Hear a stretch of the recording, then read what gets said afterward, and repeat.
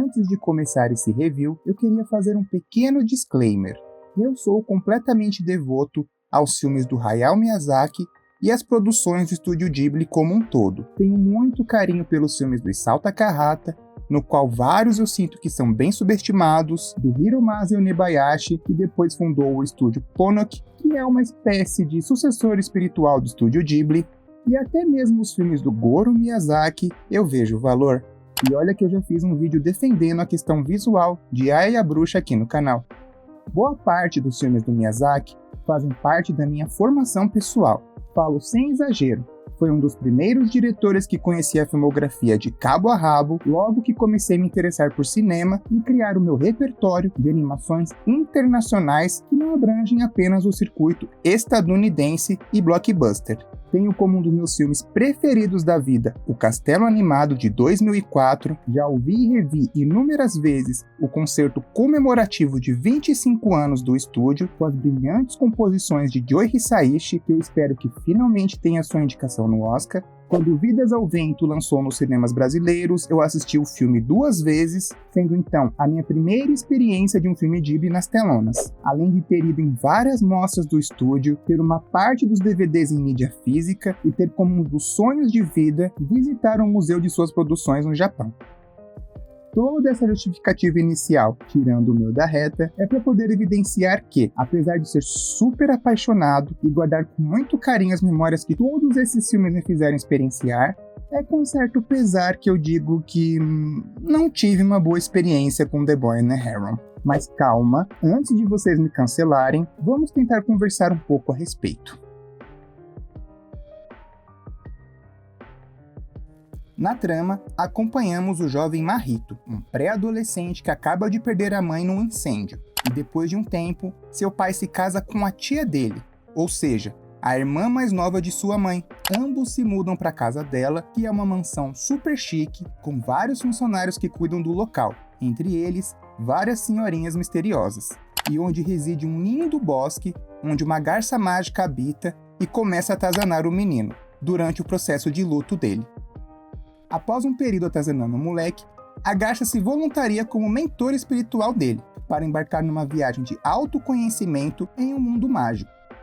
Esse reino mágico é acessado através de uma construção que fica próxima da mansão, com vários portais interdimensionais, conceito que já vimos, por exemplo, na Casa Andante em O Castelo Animado. Ou seja, para quem é fã do Miyazaki, já considera essa premissa bem familiar, né? Afinal, é a visão de mundo e os temas que ele gosta de trabalhar em suas produções. Até então, a premissa ser parecida com a de outros filmes está longe de ser um problema. Porém, ao comparar diretamente com A Viagem de Chihiro de 2001, considerado por muitos sua obra-prima, e onde The Boy and the Heron compartilha algumas semelhanças, é onde eu começo a encontrar algumas fragilidades nesse projeto. Mesmo com todas as bizarrices que o Miyazaki insere em suas produções passadas, é possível se conectar com a trama e os seus personagens, pois por mais esquisito que sejam os conceitos alegóricos que ele trabalha, dentro de um surrealismo que é super bem-vindo para o formato de animação, existe uma lógica interna nesses universos fantásticos que te imergem no processo de amadurecimento dos personagens. No caso de Chihiro, ela fica presa na casa de banho da Yubaba, onde se voluntaria para trabalhar e livrar seus pais de uma maldição. No caso de Sophie, em O Castelo Animado, a forma que ela vai desabrochando conforme vai ganhando mais atitude e perdendo suas inseguranças, devido à sua baixa autoestima que é retratada no começo do filme. Ambas as personagens, na minha visão, são muito bem escritas. É possível identificar suas fragilidades logo nos minutos iniciais de cada filme, tornando a jornada delas bem enriquecedoras, tanto pela mudança gradativa que elas vão tendo, quanto pelos personagens que as rodeiam e que são essenciais para gerar conflitos na narrativa, já que a dinâmica deles, ao meu ver, são muito consistentes, e no caso das ambientações, cria-se um senso de urgência. Por exemplo, o Castelo Animado é comandado pelo Calcifer e pelo coração do feiticeiro Hal. Caso ele for apagado, o castelo deixa de funcionar. E boa parte desses conceitos são explicados por magias. Ou seja, Eu nunca senti que eu precisava entender por completo todos os significados e conceitos ocultos desses filmes, muito menos ter uma explicação ultra mega científica de como tudo funciona. Sou totalmente aberto a narrativas surreais. Acho que a maior graça desses filmes é justamente essa coisa meio mística e sem noção que eles têm. São universos cheios de imaginação para retratar a psique humana de forma poética e imaginativa. A cada revisita, eu aprendo algo novo com eles. Porém, o mesmo eu não posso dizer de The Boy and the Heron. Por mais que muitos desses elementos estejam presentes no filme, foi muito difícil me conectar com ele, já que essas ideias mirabolantes me pareceram muito mais soltas e aleatórias. Então, mesmo que eu tentasse levar para o caminho do surreal para apreciá-lo, ainda não consegui perdoar certas inconsistências, principalmente no que diz a respeito à estrutura do filme, e também seus personagens. Por falar deles, eles me pareceram muito vagos e apáticos. Por mais que eu consiga entender o drama pessoal de Marrito, após perder a mãe, eu nunca senti de fato aquela dor da perda, algo que já vimos sendo muito bem trabalhados em obras como Túmulo dos Vagalumes, Meu Vizinho Totoro, Vidas ao Vento, e até filmes que não são do estúdio Ghibli, como Game Pés Descalços, Neste Canto do Mundo, A Ilha de Giovanni, entre outros filmes que retratam o reflexo dos horrores da guerra através do olhar infantil. Todos filmes com abordagens bem comoventes, mas que aqui me soou muito fria. E por mais que você possa justificar que essa frieza vinha de uma questão cultural do Japão, não sei bem se esse é o caso, já que o máximo que você tem de representação do luto do menino aqui no filme é em uma cena onde ele tem um pesadelo com a mãe sendo queimada chorando na cama, que não é representada de uma maneira literal. Por se tratar de um sonho, a mulher é colocada em meio a chamas como se fosse um anjo. Uma representação linda, aliás, e um segmento que ele machuca a própria cabeça com uma pedrada, talvez para ofuscar um pouco a dor psicológica através de uma dor física, quem sabe. Por mais que sejam elementos que retratem a sua dor, parte do meu distanciamento emocional vem justamente pelo fato de não termos nenhuma cena prévia com a mãe. Não conhecemos muito da personalidade do menino. Por mais que ele esteja sofrendo, sua postura sempre me pareceu muito convencida e arrogante, sendo então as duas características que eu extraí do menino durante o filme todo. A mesma falta de camadas que fez o desgostar do protagonista se repete em todos os coadjuvantes, que em sua maioria entram e saem do filme do nada. E para isso, eu acredito que só consigo dar procedimento para esse review com leves spoilers. Por exemplo, as motivações de todos os personagens secundários não me soaram muito claras. A garça começa a atormentar o garoto porque quer que ele visite o reino mágico, induzindo que sua mãe ainda pode estar viva, mas não fica claro o porquê ele quer levar o garoto até lá, tornando isso bem repetitivo. Das 2 horas que o filme tem de duração, 1 hora é dedicada apenas a esse embate entre os dois, ou seja, não acontece muita coisa, e isso testou legal a minha paciência, pois não se trata daqueles espaços negativos, mortos, que são comuns de ter nos filmes do estúdio Ghibli, ou seja, aquelas coisas mundanas e triviais da vida que numa narrativa convencional seriam cortadas. Eu mesmo amo Memórias de Ontem do Isao Takahata, um filme totalmente contemplativo e slice of life, com pouquíssimos recursos de magia. No máximo, você tem alguns flashbacks lúdicos, mas no geral, o filme é bem paradão e ainda assim eu acho ele muito cativante e lindo. Já em The Boy and the Heron, só me soou um segmento super enrolado que não direcionava direito para onde o filme iria, e o menino só se sente motivado a seguir o conselho da garça a partir do momento que sua tia entra no local mágico. Sendo assim, ele embarca numa jornada de resgate da tia. E o que poderia ser o momento onde o filme ganharia mais substância é justamente onde ele continua num marasmo bem entediante, desculpa a palavra. Pois ele precisa resgatar a tia, mas as regras internas desse universo mágico também não ficam claras. São muitos conceitos aleatórios que aparecem no filme, mas que não te dão um panorama real de quais problemas o garoto vai ter que enfrentar. Isso, ao meu ver, enfraquece muito o senso de jornada, que eu já elogiei em A Viagem de Chihiro e O Castelo Animado.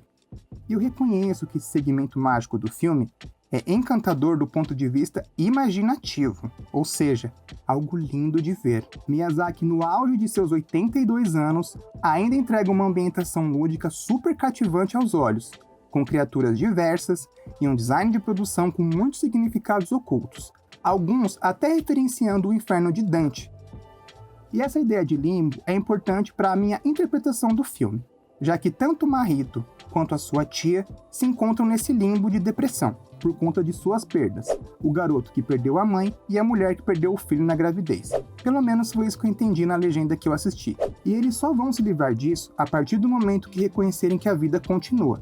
Marrito sendo o filho adotivo de sua tia e sua tia virando a sua mãe adotiva. A mensagem em si é bonita e bem intencionada, mas particularmente eu achei a cena em que tem essa revelação bem cafona. Por mais poética que seja a representação visual da cena, com aquelas fitas impedindo os dois de conversarem, um simples "vamos voltar para casa, mamãe", para comover a tia dele, me soou muito bobinho, para um filme que se vende como uma alegoria profunda sobre a vida e a morte. É difícil sentir o impacto dessa cena, já que, novamente, Marrito e sua tia compartilham muito pouco tempo de tela, e como não fica claro quais serão as reais consequências dela ficar presa nessa realidade mágica, o filme perde muito impulso para mim.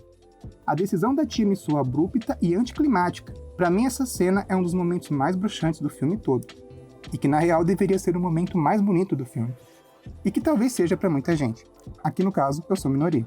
Outros personagens que estão presentes no filme também não ajudam a dar sustância para esse desenvolvimento pessoal do garoto.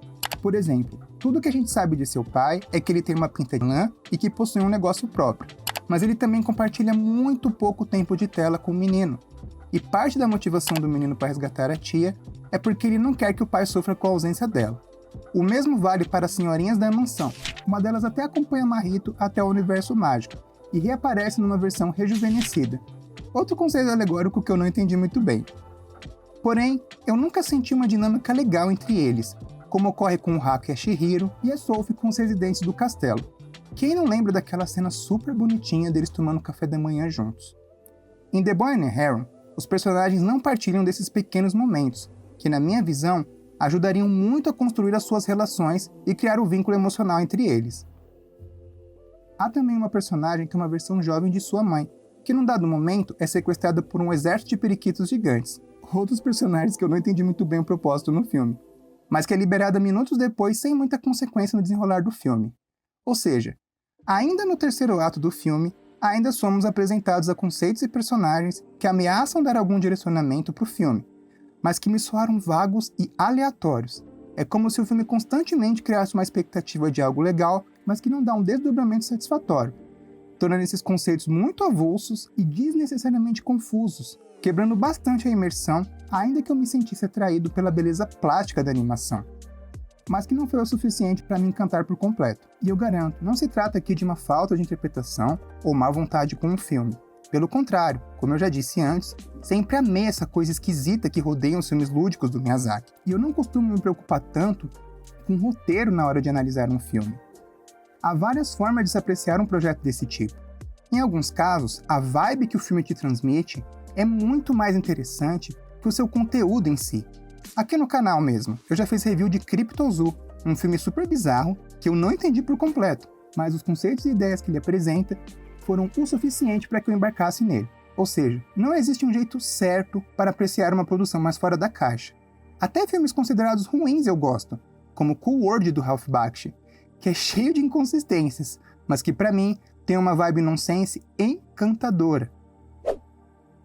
Porém, meu descontentamento com The Boy and Heron vem justamente por conta dessa coisa fria que o filme me transmitiu. Eu senti que em muitos momentos eu estava me forçando a gostar dele, pela qualidade linda da trilha sonora e da animação que eu não nego, do que de fato estar tendo um bom momento com ele. Após a rodagem em alguns dias, eu refleti bastante sobre o filme, e quanto mais eu penso, infelizmente, menos eu gosto dele. E digamos que tá tudo bem. Ainda guardo muito carinho por toda a obra do Miyazaki, inclusive as suas séries televisivas.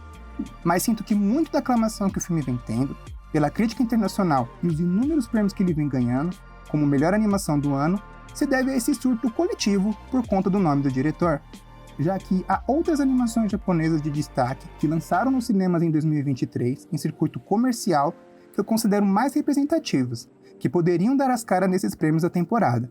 Entre elas, o incrível filme do Zandank, dirigido pelo Takehiko Inoue, um filme super vibrante que também traz momentos intimistas e reflexivos sobre perda, diria que até mais que o filme do Miyazaki, sem brincadeira, e que tecnicamente eu considero um primor da animação. Suzume, do Makoto Shinkai, também merece um destaque, pela forma que retrata os desastres naturais através de alegorias. E Blue Giant, um belíssimo drama sobre jovens comuns que sonham ser profissionais do jazz. um filme encantador e com uma trilha sonora fenomenal.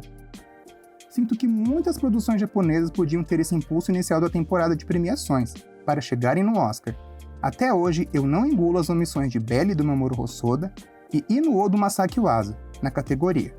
Então, de certa forma, ver o filme ser tão ovacionado assim, sendo que eu nem considero ele tão legal assim, também colabora na minha antipatia por ele. Algo completamente bobo, gente. Eu sei, é uma birra completamente pessoal.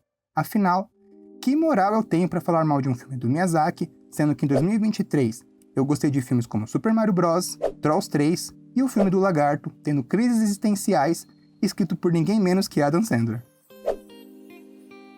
Diria que esses filmes não carregam esse peso e legado de um filme do Miyazaki. Logo, mesmo eles sendo bem bobinhos, eles ainda me entregaram muito carisma e energia. E eu não tenho problema nenhum em admitir que eu gosto bastante desses filmes, e não de maneira irônica. Então eu lamento que com tanta variedade que há no mundo das animações japonesas, até hoje esses prêmios e sindicatos se fecharam muito em tendências, apenas indicando filmes do estúdio Ghibli, que é o único estúdio japonês a ter indicações no Oscar, salvo a exceção de Mirai do Mamoru Hosoda, que conseguiu chegar na cerimônia sem ser um filme do estúdio Ghibli. Quem sabe daqui a uns anos eu possa revisitar The Boy and Heron com outros olhos, mas no momento, essas impressões negativas são as que eu posso trazer para colaborar com as discussões em torno dele, já que eu tô indo contra a maré, eu não achei esse filme tão legal assim. Então digam nos comentários quais são as suas interpretações sobre a obra. E caso também não tenham gostado da experiência, não se sintam excluídos. Até mesmo os melhores realizadores têm suas derrapadas na carreira. Se você é novo por aqui, sejam bem-vindos ao Retrospecto Animado. Confira outros conteúdos aqui do canal. Esse foi mais um episódio do Retrospecto Animado, e eu espero que vocês tenham gostado. Vamos ficando por aqui, e até a próxima!